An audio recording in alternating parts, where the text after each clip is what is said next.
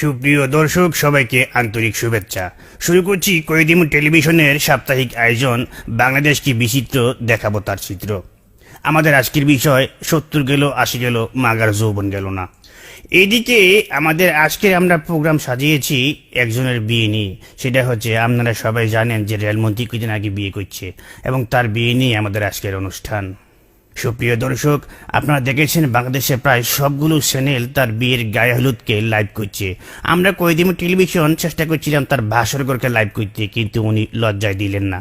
যাগুয়া স্বামী দিকে আগুয়া, আমরা চলে যাচ্ছি আমাদের প্রোগ্রামের ভিতরে। শুরুতেই তার বিয়ে নিয়ে আমরা শুনবো কিছু বিশিষ্টজনদের মতামত।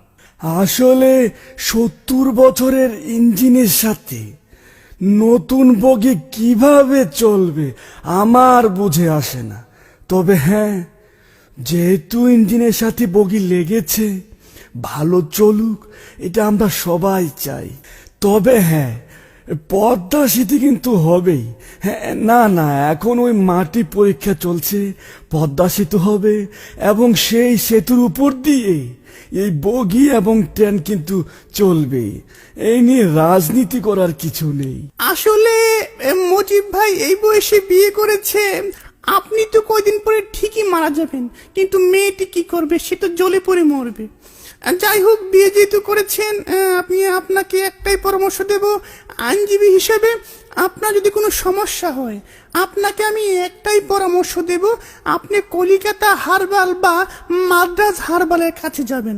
হ্যাঁ, না, লাকি মলম তো আমি অন্য কাজে ব্যবহার করি, এটা এই কাজে না।